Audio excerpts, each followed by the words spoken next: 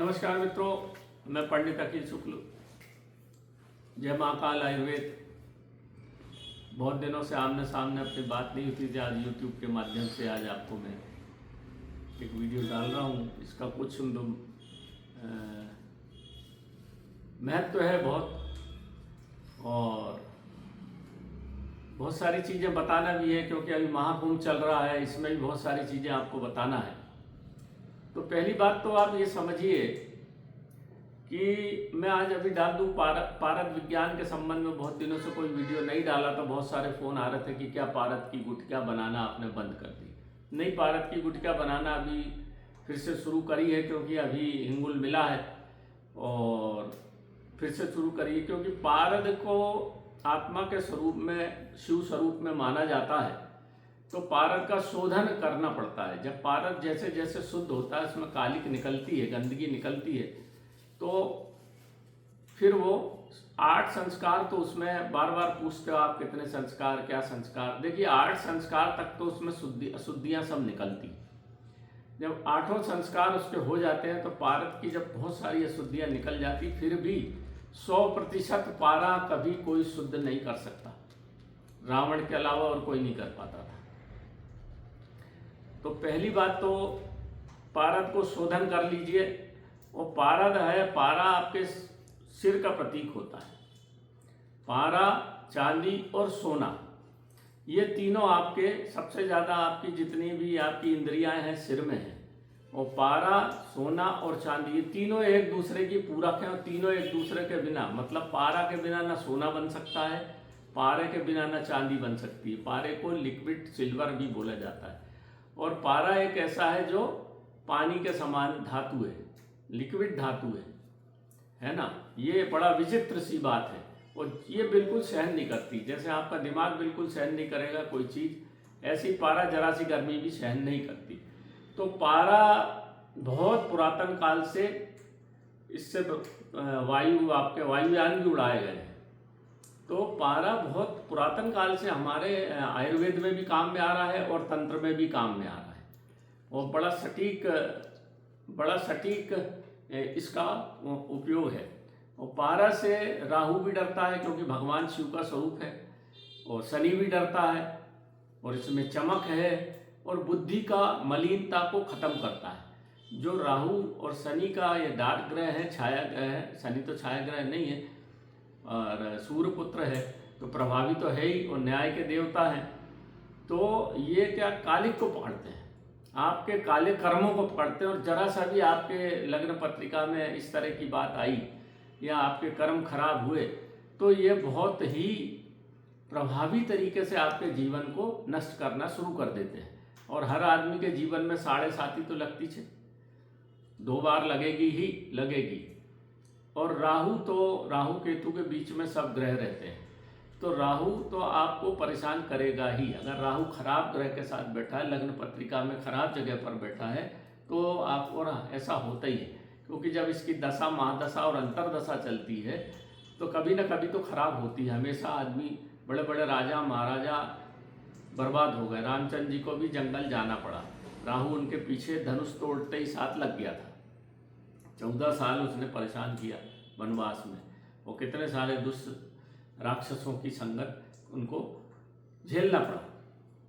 तो राहु से बचने के लिए सबसे बढ़िया चीज़ है पारद। तो यह पारद की हम ये गुटिकाएं बनाते हैं। सबसे पहले तो इसका 8 संस्कार से शोधन होता है।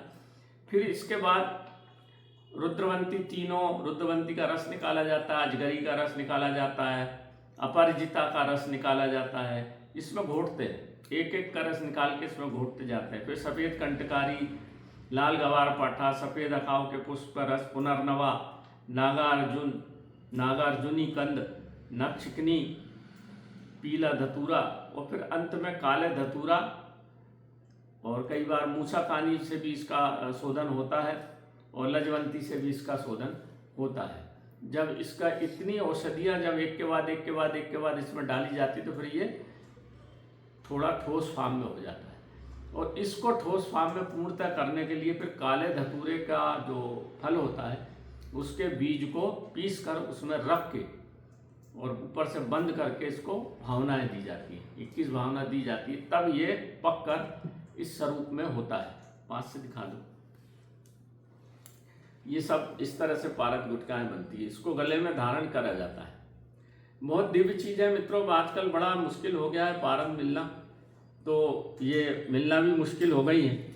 ये देखिए इस तरह से फिर इसका बंधन होता है। शिव पार्वती गुटका है, ये अपने ये शिवलिंग है और ये पार्वती है। इस तरह से इसको गले में धारण किया जाता है। तो शिव पार्वती शिव शक्ति साथ में हो जाती। ये देखिए ये शिव शक्ति इसके साथ में हो जाती है। ये शिव लिंग और ये पार्वती और ये जमीन के अंदर का भाग। इस तरह से इसका निर्माण किया जाता है। ऐसे ही गुटका काम में आती, गोल गुटका काम में नहीं आती। फिर इसके दोनों तरफ ये 2 सफ़ेद पलाश की पुरियाँ लगती है। ये 2, ये जो सफ़ेद पलाश है ब्रह्म वृक्ष है और ये पार्वती का स्वरूप माना जाता है। तो पार्वती का जब स्वरूप दोनों तरफ लग जाता है तो फिर ये बहुत प्रभावी और चमत्कारी हो जाता है। फिर ये आपको अकाल मृत्यु से, बीमारी आजारी से, राहु केतु से, आपके कभी ग्रह नक्षत्र खराब भी हुए तो ये थोड़े थोड़े समय में इसको साबुन आबुन लगता है तो ये काली पड़ जाती है। तो इसको साफ करते रहना और आपके जो नकारात्मक ऊर्जा आपके अंदर है उसको भी ये काटती है। जादू टोना, भूत प्रेत, नज़र टोना, किसी भी प्रकार से अगर ये आपके गले में डली हुई है तो कुछ नहीं लगता है, क्योंकि सफ़ेद पलाश जो है वो लक्ष्मी का प्रतीक है। तो लाल माँ लक्ष्मी की भी कृपा आपके ऊपर फिर धीरे धीरे बनती। मैं ये नहीं कहूँगा कि आप कोई भी आपके जो ग्रह नक्षत्र पीछे लगे हैं ना वो एकदम से कभी नहीं हटते। जैसे ही जैसे अपन बीमार रहे तो अपन दवाई खाते हैं तो जो 4, 6, 8, 10 दिन तो लगते हैं ठीक होने में, बीमारी ठीक होने में लग जाते हैं। तो ये तो महाबीमारी है, ये महाप्रकोप है, ये आपके कर्मों का फल आपको भुगतना पड़ता है। तो उससे ये क्योंकि संस्कारी रूप में जब बनती है तो बहुत, अगर इसको ठीक ढंग से बना, कई लोग कई तरीके से बनाते हैं पर फायदा नहीं करती। जब संस्कारी रूप से इसको बनती है तो संस्कारी रूप से इसका जन्म होता है। इस धातु में जान डाली जाती है। कोई भी धातु, मैंने आपको मेरे पहले भी वीडियो डाले कि बिना जान डाले कोई चीज़ काम करती नहीं। तो जब पारद में जान डालने के लिए पहले उसकी गंदगी निकालो, फिर इन जड़ी बूटियों से उसको जीवित करो। और ये सब काम ग्रह नक्षत्र में ही जड़ी बूटी लाके ग्रह नक्षत्र में ही इसको घोटा जाता है, ग्रह नक्षत्र में इसको भावना दी जाती है, ग्रह नक्षत्र को देखकर इसको बद्ध किया जाता है, फिर ये काम करती है। तो इसमें 2 अलग अलग चीज़ें हैं। अष्ट धातु 8 संस्कार के बाद जब ये शुद्ध हो जाता है तो सोना चांदी बनाने वाले इसको फिर मारण कर देते हैं, मार देते हैं, हत्या कर देते हैं। तो सोना चांदी जो भी बनाते हो मैं तो जानता नहीं, पर कीमियागिर हजारों किताबें हैं, हजारों ग्रंथ हैं इसके ऊपर। पर जो जब इसका मारण कर दिया जाता है तो पारद का मारण मतलब हत्या माना जाता है। इसलिए जितने भी सोना चांदी बनाने वाले हैं सबको कष्ट भोगना ही पड़ता है। हमारे गुरुजी ने भी बना के बताया था हमको, फिर उन्होंने उसको नर्मदा जी में फिकवा दिया। इसको रखा नहीं जाता। ऐसा लिखा भी है ग्रंथों में, नागार्जुन की किताब में लिखा, नागार्जुन के कोई संतान नहीं थी इसलिए, जबकि ब्राह्मण थे वो, कोई न संतान उनके, इसलिए संतान को कष्ट होगा। और जब भी आप ये पारद का काम करते हैं तो इसमें से जो भी आपको धन लाभ होता है उसका आधा आपको बांटना पड़ता है। किसी भी रूप में बांटिए, मंदिरों में बांटिए, लोगों को बांटिए, खाने पीने का सामान दीजिए, ये तो करना ही पड़ता। अगर आप ये नहीं करेंगे तो आपको इसका नुकसान होगा। तो धातु कर्म में धातु को इसको मारा जाता है, परंतु जब हमको इसको जीवित प्रभाव लेना है, जीवित प्रभाव इसका हम लेना चाहते हैं तो फिर इस पारे को जीवित किया जाता है, जब भी तो फायदा देगा। तब ये शिव रूप में आ जाता है, शिव शक्ति के रूप में आ जाता है। इस पर कोई भी तंत्र मंत्र चलता नहीं। बस इसकी एक सावधानी है कि इसको शमशान भूमि पर नहीं ले जाना है। ये तो एक बात हुई। अब दूसरी बात ये हुई कि अभी जो कुंभ चल रहा है, कुंभ में मेरी बात को ध्यान रखिए मित्रों। कुंभ में जो भी शाही स्नान होते हैं, जब भी आप कुंभ में जाएं तो देखिए गंगा की रेत को रेत नहीं बोला जाता, बालू बोला जाता है। बालू यानी बल, जिसमें बल हो। और कुंभ के समय में जो साधु संत स्नान करते हैं तो उस मिट्टी को आप जहाँ स्नान करते हैं वहाँ से थोड़ी गंगा की मिट्टी बालू उठा लाइए अपने घर में और उसका एक जो पिरामिड स्वरूप में उसको बना के सुखा लीजिए और उसमें चारों तरफ ओम और नीचे ओम रखना, ओम लिख देना और उसको अपने घर में स्थापित कर दीजिए भगवान की जगह पर।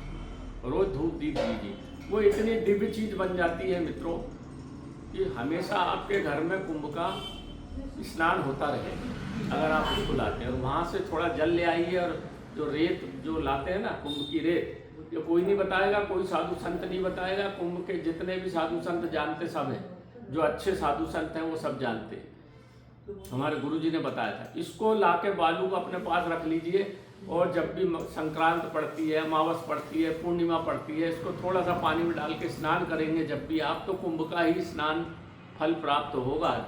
ये 144 साल में 114 या 144 साल में जो अभी ये कुंभ पड़ रहा है, इसमें देवी देवता भी स्नान करने आएंगे, तो ऐसा अवसर मत चूकिए। वहाँ से मैं आपको बार बार निवेदन करता हूँ कि मेरे वीडियो को सबसे ज़्यादा से ज़्यादा लोगों को बताइए और सब्सक्राइब करिए ताकि सब लोग इसका भरपूर लाभ उठा सकें। वहाँ से अपने को गंगा से थोड़ी सी बालू और मिट्टी लाना है, घर में लाके उसका एक पिरामिड शेप में छोटा सा बना लीजिए, 2 फीट का 3 फीट का जो भी इच्छा हो आपके, 2 इंच 4 इंच 6 इंच का, और अपने घर में सुखा के और उसके चारों तरफ और नीचे ओम लिख देना है। बस वो स्वयं सिद्ध है, मिट्टी भोलेनाथ का ही स्वरूप है। और थोड़ी सी बालू ला कर रख लीजिए, जब भी स्नान करना हो थोड़ा सा पानी में डाल के स्नान करिए तो कुंभ स्नान हो जाएंगे। आपका किसी नदी में जाने की आवश्यकता नहीं, आपके घर में कुंभ है। तो ये जरूर करिए मित्रों, इस तरह अच्छी चीज़ है ये कि मैं बता नहीं सकता।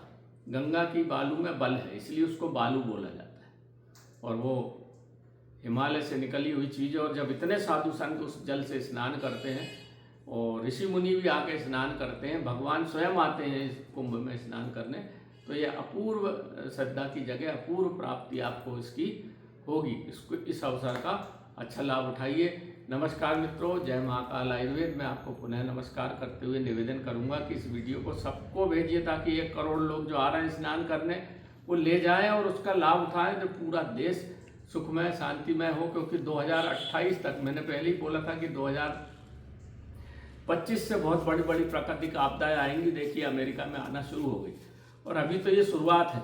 2028 तक इतनी बड़ी बड़ी मुसीबतें आएंगी। और ये पिरामिड अगर आपके घर में है, देशवासियों के घर में है, आप लोग फालतू की जो वीडियो डाल रहे हैं, वो बेल पारदी की कोई लड़की है, वो घूम रही, वो इंदौर में ढेर घूमती रहती है ऐसी, हमने बहुतों को अरेस्ट किया। ये बतेरे टीटर पकड़ने वाली, इनके वीडियो डालने की अपेक्षा अच्छे साधु संत के वीडियो डालिए ताकि लोगों को भारतीय संस्कृति का पता चले। क्योंकि इस वीडियो को, आपके जो वीडियो डाल रहे हैं ना, इसको विदेशी लोग भी देखते हैं और हंसते होंगे कि इतना बड़ा कुंभ मेला, इतने साधु संत का स्नान, और आप इन लोगों के पीछे पड़े हुए हैं, तो ये आपकी गरिमा को नुकसान पहुंचाएगा। भारतीय संस्कृति को नुकसान पहुंचाइए मत। आपको ये जो दिया हुआ है, एक हथियार दिया हुआ है यूट्यूब ने, इसका अच्छा लाभ उठा के भारतीय संस्कृति को अच्छी तरीके से स्प्रेड करिए ताकि इसका लाभ हो सके। मेरे बड़ा दुख होता है कि अच्छे साधु संतों का कोई नहीं बता रहा, बस एक वो पता नहीं कहाँ की मिल गई, उसके पीछे आप मोनालिसा और फलाना लिसा, वो मोनालिसा का भी सत्यानाश कर दिया आपने। तो ऐसा मत करिए, आपसे निवेदन है करबद्ध, इस वीडियो को ज़्यादा से ज़्यादा देखिए, लाइक करिए, ये बैल पारदियों का पीछा छोड़िए और साधु संत जिस काम के लिए वहाँ साधु संत आ रहे हैं उनका तो कुछ बताइए महाराज। तो आपसे जितने भी यूट्यूबर हैं निवेदन है कि ऐसी गलत चीज़ मत बताइए ताकि भारत को, भारतीय संस्कृति को नुकसान पहुँचे। नमस्कार, जय महाकाल आयुर्वेद।